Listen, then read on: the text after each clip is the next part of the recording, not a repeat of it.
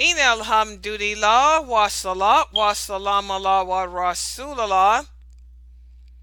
We are continuing with the topic of the hadiths from Sahih Muslim, Kitab el Salat, the book of prayer. And today, what we are going to do is speak about the funeral prayer. The funeral prayer. First of all, I want to share something with you guys. How many of you have been told that as a Muslim, we have to bury our deceased within 3 days? How many of you have been told that you have to be buried within 3 days? Well, guess what? This is not correct. I repeat, this is not correct. I repeat again, this is not correct. There is no minimum number of days to be buried. But instead, Islam teaches us to be buried as soon as possible. Do you guys think the Prophet Muhammad was buried within 3 days? No. His body lay on a cart for over a week. It was over a week before they buried him. Okay? So we should try to bury the person as soon as possible.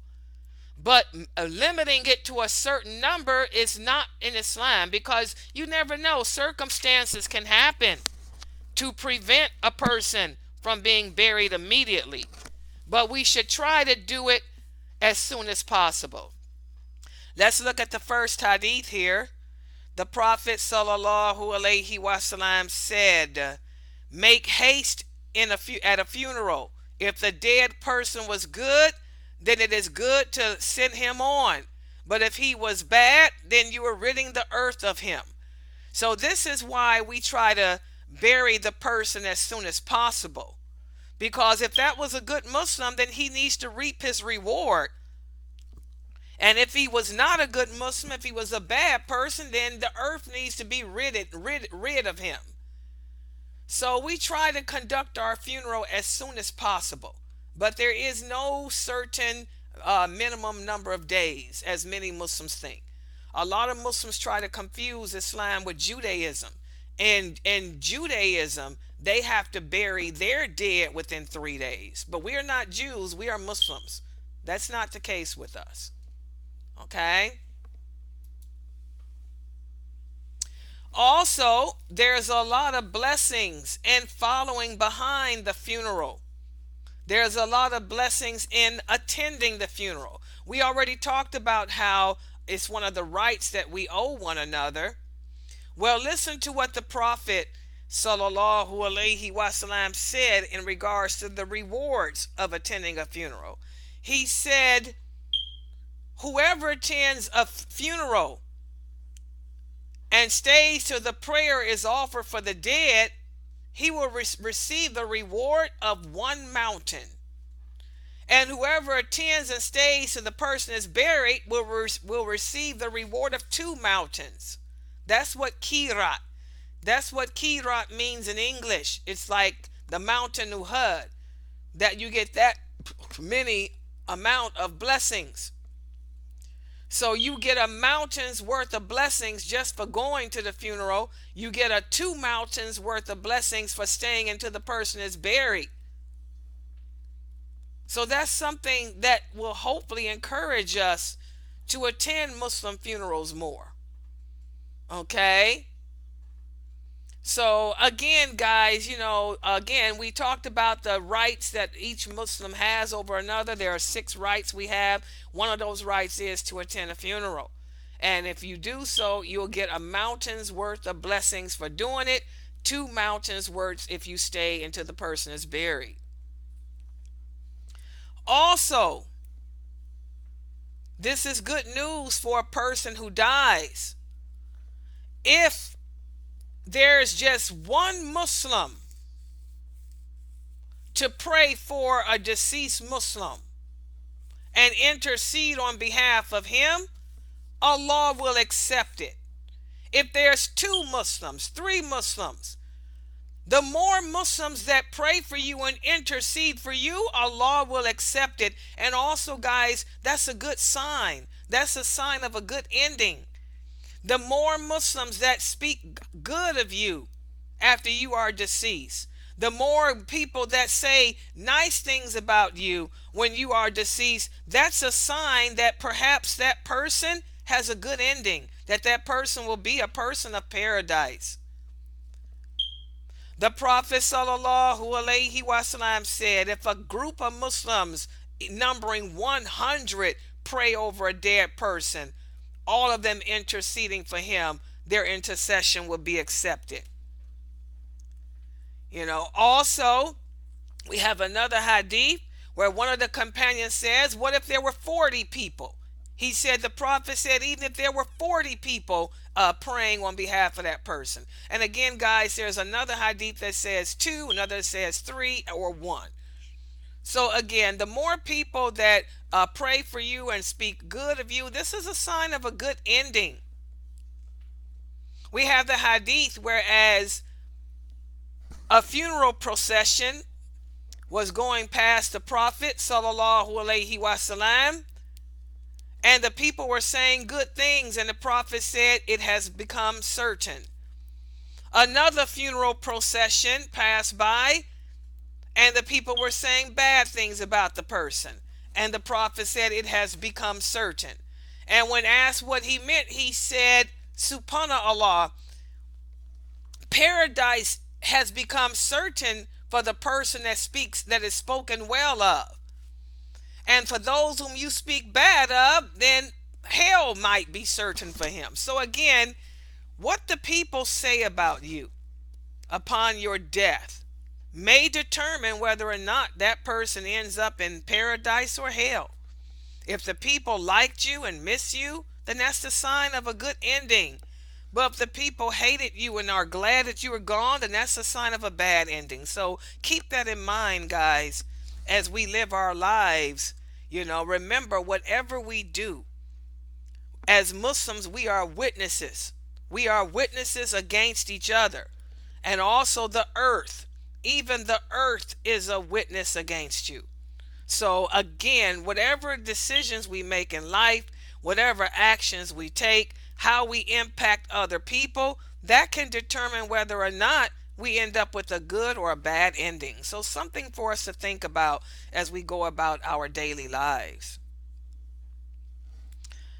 Also, the Prophet sallallahu alaihi wasallam taught us what to say when a good person dies. Now, just to share with you guys, King Negus, he was a Christian king of Ethiopia, but he ended up embracing Islam. He converted to Islam before he died. He became Muslim. There's no doubt about that. The Prophet tells us that in the authentic hadith that King Negus was a Muslim. Whoever says he was not has slandered him. King Negus was a good man. He was the one that allowed the Muslims to migrate to Ethiopia when they were being persecuted for their belief in Mecca. When he died, the Prophet sallallahu alaihi wasallam conducted a little funeral for him. The Prophet sallallahu alaihi wasallam announced the death of Negus, the ruler of Ethiopia, and he told the people, ask forgiveness for your brother. That's the proof there that he was a Muslim, not a kafir, because we can't make dua. We cannot supplicate. We cannot ask forgiveness for a kafir when they die. Because once a person dies a kafir, that's it. All their good deeds are in vain. They end up in hell. It's over with. He said, ask forgiveness for your brother. And then the Prophet sallallahu alaihi wasallam led the people in a 4 takbirs, in honor of him. Okay, so again, when a good Muslim dies, you hear about the death of a good Muslim or a good person, a good Muslim person, then you ask the people, to make dua for them. But again, we don't make dua for non-Muslims. If a non-Muslim dies, that's it, guys. You cannot pray for them. This is why, as Muslims, you should not go to non-Muslim funerals. I repeat, as a Muslim, you should not attend a non-Muslim funeral unless it is your family member, like your mother or your sister or someone like that. Because when Abu Talib died, the Prophet told Ali to go and bury him because that was his father. But unless it's a close relative like your mother or your sister or something, you should not attend any non-Muslim's funeral, because what's the point in going? We cannot pray for them. We cannot ask forgiveness for them because they will be in the hellfire. So again, whenever a Muslim dies, the Prophet sallallahu alaihi wasallam said, stand up and offer prayer over him. And that's what the Prophet did, when the news of King Negus came. Okay? And again, the funeral prayer does not consist of any rakats. I repeat, the funeral prayer does not consist of any rakats. You got a lot of Muslims that pray 2 rakats when they go to a funeral. Astaghfirullah, this is not Islam. The funeral prayer consists of no bowing. It consists of no sitting. All we do is stand, and the Imam gives 4 takbirs, and he supplicates, asking forgiveness for the person. That's it. That is the funeral prayer. And this is how the funeral prayer differs from any of the other prayers. It has no bowings, no prostratings, no rakats at all. It is simply 4 takbirs. The Imam gives 4 takbirs, and then he makes dua for the person, and that's it. Does everybody understand that? The Prophet sallallahu alaihi wasallam observed prayer over a grave after the dead was buried. He did it by reciting 4 takbirs. And then he asked Allah to forgive him of his sins. That's it, guys. No rakats, no bowing, none of that. Okay? Zayd used to recite 4 takbirs at the funeral, and that's how we do it. That's how all the companions did. The Fatiha, okay, some of the companions recite the Fatiha after the takbir, the first takbir, and that's it. Because the Fatiha is not just the Fatiha is a supplication. The Fatiha is a supplication. Ibn Abbas and many of the other companions would give 4 takbirs. They would recite the Fatiha after the first takbir, and that was it. Then they'd make supplications, asking Allah to forgive that brother or that sister of their sins. That is the funeral prayer. No rakats, no bowing, no prostrating, no sitting. You just stand up and do that, and that's it. And by the way, you can supplicate or make dua for a deceased Muslim from your home. You don't even have to go to the grave to do that. When you hear about the death of a Muslim, you can supplicate, from wherever you are for that person, asking Allah to forgive that person of their sins. And that brings us to a question that some of the Muslims ask. They say, dear Sister Layla, if you see a funeral procession, do we have to stand up? Well, this is an example of one of the hadiths that was abrogated. In the beginning of Islam, the Prophet said, whenever you see a funeral procession, stand up until it walks past you. That was in the beginning of Islam. But later, that was abrogated or canceled out. Ali tells us that the Prophet sallallahu alaihi wasallam used to stand upon seeing a funeral procession, but later he remained sitting. So this shows that hadith is abrogated. Okay, so you don't have to stand. I repeat, you do not have to stand. I repeat again, you do not have to stand when you see a funeral procession. In the beginning, to show respect to the Jews, the prophet did. But once the Jews violated their peace agreement with the Muslims in Medina, the prophet stopped standing for their funeral processions. He did a lot of things in the beginning to try to keep peace with the Jews, but when the Jews broke their treaty, he stopped doing a lot of things. And this is one of the things. Okay? So you do not have to stand for a funeral procession. Okay? And again, since the funeral prayer does not consist of any rakats, what do we say? Well, the prophet used to supplicate. He used to say, "Oh Allah, forgive this person and have mercy on him, and give this person peace and absolve him. Receive him with honor and make his grave spacious, and wash him with water, snow, and hail. Cleanse him of his faults as you would cleanse a white garment from impurity. Requite him with an abode much more excellent than what he has now, and with a family better than what he has now, and with a mate better than what he has now, and admit him into paradise, and protect him from the punishment of the grave and the punishment of the fire." So this is an example of one of the supplications that the Prophet Sallallahu Alaihi Wasallam used to make for a deceased person. And this is what the Imam of your community can make for the deceased. This is what you can make. This is a supplication you can say. Okay, so again, the funeral prayer consists of no bowing, no prostrating, no Quran reading.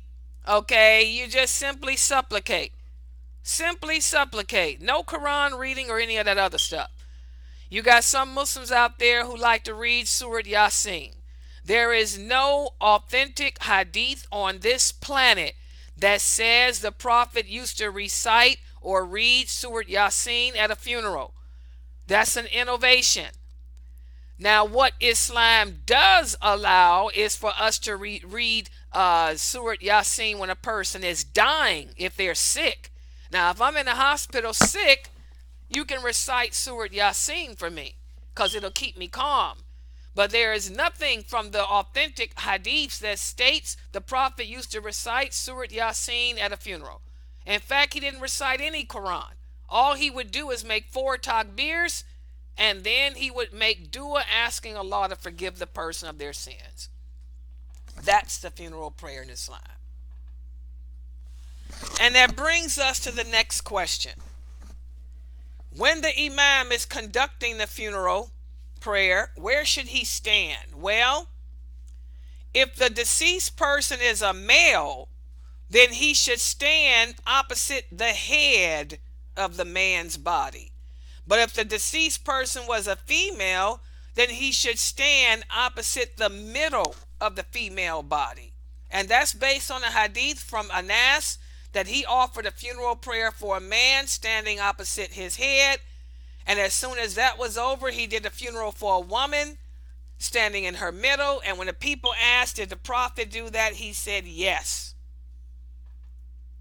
Also, another companion tells us, I prayed behind the Prophet Sallallahu Alaihi Wasallam, and he prayed for a woman who had died during childbirth, and he stood in the middle, in the front of her waist. And then, so again, that's where the Imam should stand. If it's a man, stand at the head. If it's a woman, stand in the middle of her. Okay? And finally, guys, this is a question, believe it or not, that I get from a lot of Muslims. Is it lawful to drive your car home from a funeral? Believe it or not, this is something that a lot of Muslims argue about. They say, oh, you're supposed to walk home from a funeral. You can't drive. Well, guess what? This is not true. The Prophet Sallallahu Alaihi Wasallam used to ride on a horse. He rode from a funeral on an unsaddled horse. when he did the funeral for Ibn Dada. Ibn Dada was one of the eminent companions who gave his garden in the way of Allah. He had a garden that was so dear to him. When Allah sent down the verse of the Quran asking, would you donate to Allah that which you love the most? He donated his beautiful garden to Allah to show that he loved Allah the most. And the Prophet said, guess how many bunches of fruit are in paradise hanging for him. So again, and after doing his funeral, the Prophet sallallahu alaihi wasallam climbed on the back of a horse and rode the horse home. So yes, you can ride in a car home after the funeral. You don't have to walk home. Okay? So thus, those are all hadiths that Imam Muslim share with us about the funeral. And I want you guys to remember, number one, Islam teaches us that there is no minimum amount of time to be buried. Instead, we should bury our dead as soon as possible. And the reason being is because if the person was a good person, you are keeping him from his rewards. But if the person was a bad person, you're ridding the earth of his evil. And also we learn from these wonderful hadiths that there is a lot of reward in attending the funeral of another Muslim. This is one of the rights that we owe to one another. And that's why you brothers need to be ashamed of yourselves, trying to prevent women from going to funerals when there is nothing in Islam that forbids it. A woman can attend a funeral as long as she conducts herself well. So you brothers who are sitting there trying to forbid women from doing what Allah allowed them to do, shame on you. You're going to answer to Allah for that. Okay? And also we learn that as Muslims, we are witnesses over one another in this world. And what a person says about a deceased person may be a determinant as to whether or not that person will have a good ending or a bad ending. So again, what goes around comes around. We have to be careful, guys, how we treat other Muslims, and not just other Muslims, but other people in general. And not just other people, but even the animals, because the earth is a witness for or against us too. The animals will be a witness for or against you too on the day of judgment. So we have to be careful how we treat, those that we come in contact with. And also we learn from these wonderful hadiths that whoever intercedes on behalf of a deceased Muslim, even if it's just one person, Allah will accept it. And the more who intercede on behalf of us, then that's a better sign of a good ending. And also we learn from these hadiths that the funeral prayer does not consist of any rakats. The funeral prayer is simple. There has no bowing, no sitting, no prostrating. It simply consists of standing with 4 takbirs and then making dua. And also we learn that the hadith about standing whenever you see a funeral procession has been abrogated or canceled out.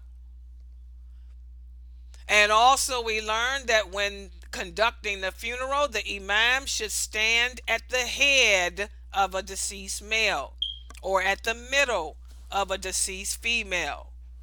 And finally, we learn that there is nothing wrong with riding in your car home after a funeral. So again, guys, I want you to ponder the meaning of these hadiths.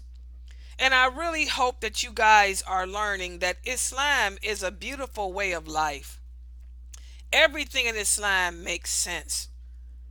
The problem is not with Islam. The problem is with us as humans, as Muslims. We have deviated away from true Islam. Many of us think that we know the religion when we don't. We're learning Islam from sources that are not correct. We need to learn from the proper sources, learn from the people of knowledge. You cannot teach yourself this religion. Just because your community votes for you to be an imam. An imam is just a person that leads people in prayer. An imam is not a scholar. Scholar is a term of endearment that you earn from your peers based on your understanding and practice of this deen. The true scholars of Islam are few. The true scholars of Islam are rare. So you have to be careful, guys, where y'all take y'all information from. Okay? You have to take it from a bona fide, qualified teacher. A bona fide, qualified teacher is a person who has knowledge and understanding of the hadiths. Because it doesn't matter how much Quran you memorize. The Prophet sallallahu alaihi wasallam said, you will never understand the Quran until you learn my hadiths. Subhanallah, my sunnah. Okay? All right, so we'll stop right here for today. Tomorrow I want you guys to join, and I'm going to give you a quiz to cover what we discussed today about the funeral prayer, and then we're going to go to the next chapter of hadiths, addressing what we can and cannot do at the grave. So we'll stop right here. If you have any questions or comments, type them on the screen. Subhanakallahumma wa bihamdika.